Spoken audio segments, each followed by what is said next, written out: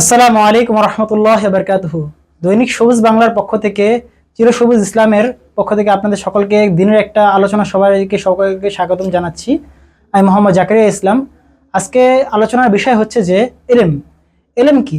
এলেম হচ্ছে জ্ঞান, যেটা সমস্ত বালেগ নরনারী বা পুরুষের উপর অর্জন করা ফরজ। আল্লাহ তাআলা পবিত্র কোরআনের সর্বপ্রথম যে আয়াত নাজিল করেছেন সেটা হচ্ছে যে সূরা আলাকের 1 নম্বর আয়াত, ইকরা বিসমি রব্বিকাল্লাযী খালাক, অর্থ পড়ুন আপনার প্রভুর নামে যিনি আপনাকে সৃষ্টি করেছেন। এই আয়াতটি যখন নাজিল হয়েছে তখন হুজুর আকরাম সাল্লাল্লাহু আলাইহি ওয়াসাল্লাম হেরা গুহায় ধ্যানমগ্ন ছিলেন। তখন হযরত জিবরাইল আলাইহিস সালাম তার কাছে এসেছেন এবং বলেছেন যে, হে নবী, আপনি পড়ুন আপনার প্রভুর নামে যিনি আপনাকে সৃষ্টি করেছেন। তখন থেকে এই আল্লাহ তাআলা এরকমভাবে জ্ঞানের দাওয়াত, জ্ঞানের প্রচার মানুষের কাছে করতেছেন। বলা থেকে যে নামাজ যে আমরা পড়ি, এই নামাজ পড়ার জন্য এলেমের প্রয়োজন। যদি কোনো ব্যক্তি না জানে যে নামাজের কয়েকটা ওয়াজিব আছে, কয়টা সুন্নত আছে, কয়টা নফল আছে, তাহলে সে কিভাবে নামাজ পড়তে সে বুঝতে পারবে না।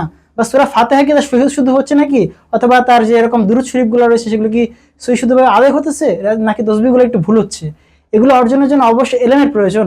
আর এই এলেম দুনিয়াবি হোক অথবা আখিরাতি হোক না কেন, এলেম অর্জন করা সকলের জন্যই জরুরি। আর এই এলেম শিক্ষা করার জন্য যদি কোনো ব্যক্তি ঘর হতে বের হয়, তাহলে গর্তের পিপিলিকা হতে সমুদ্রের মৎস্য পর্যন্ত তার জন্য এরকম দোয়ায় মাগফিরাত করে, তার জন্য রহমতের দোয়া করে, ফেরেশতারা তার সম্মানে নূরের পর বিছিয়ে দেয়। আরো বলা হয়েছে যে যদি কোনো ব্যক্তি দিনে ইলম শিক্ষা করতে গিয়ে যদি মৃত্যুবরণ করে, আল্লাহ তাআলা তাকে শাহাদাতের মৃত্যু দান করেন। সুবহানাল্লাহ। শাহাদাতের মৃত্যু তাকে বলা হয় যে আল্লাহর রাস্তায় জিহাদ করতে গিয়ে শহীদ হয়েছে। কিন্তু এখানে এলেম অর্জন করা জিহাদের মতোই সমতুল্য। কারণ কি, যদি কোনো ব্যক্তি এরকম এলেম শিক্ষা করার জন্য বের হয়, আল্লাহ তাআলা তার জন্য এরকম কি জান্নাতের পথকে সহজ করে দেন, তাকে আল্লাহ তাআলা শহীদি মর্তবা দান করেন। এই জন্য এই এলেমগুলোকে আমরা শিক্ষা করা অত্যন্ত জরুরি, হোক সেটা দুনিয়াবি হোক সেটা আখিরাতের।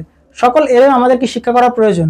অবশ্য দুনিয়াবি এলেমকে প্রাধান্য যদি আমরা দেই, তবে অবশ্যই আমরা আখিরাতের এলেমকেও প্রাধান্য দেওয়া দরকার। কারণ যদি কোনো ব্যক্তি শুধুমাত্র দুনিয়াবি এলেমকে শিখতে থাকে, তাহলে সে আখিরাত থেকে বিচ্যুত হয়ে যায়। আর যদি কোনো ব্যক্তি আখিরাত শিখতে থাকে, তাহলে সে দুনিয়া থেকে বিচ্যুত হয়ে যায়। এজন্য আল্লাহ তাআলা পবিত্র কোরআনে বলে দিয়েছেন যে, রব্বানা আতিনা ফিদ দুনিয়া হাসানাতাও ওয়া ফিল আখিরাতি হাসানাতাও ওয়া কিনা আযাবান নার। অর্থাৎ হে আল্লাহ তাআলা, আপনি আমাকে দুনিয়াতেও কল্যাণ দান করুন, আপনি আমাকে আখিরাতেও কল্যাণ দান করুন, এবং আপনি আমাকে জাহান্নামের কঠিন আযাব হতে রক্ষা করুন। এর মাধ্যমে বোঝা যাচ্ছে যে আল্লাহ তাআলা আমাদেরকে যে দুনিয়ার মধ্যে কল্যাণ দান করবেন, এই কল্যাণ যাতে এলেমের মাধ্যমে সহি শুদ্ধভাবে যাতে তার পথে অনুসরণ করার মাধ্যমে হয়, এবং আখিরাতের মাধ্যমে যে আমাদের কল্যাণগুলো পাবে সেগুলো যাতে তার নেক আমল এবং সহিভাবে ঈমান নিয়ে যাতে আমরা কবরে যেতে পারি, সেইভাবে হয়। আর জাহান্নামের আগুন হতে তো সকলেই বাঁচতে চায়, কে না বাঁচতে চায় জাহান্নামের আগুন হতে?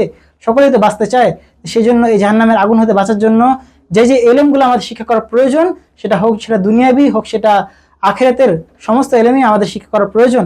আল্লাহ তাআলা আমাদেরকে এলেম অনুযায়ী আমল করার তৌফিক দান করুন। আমিন।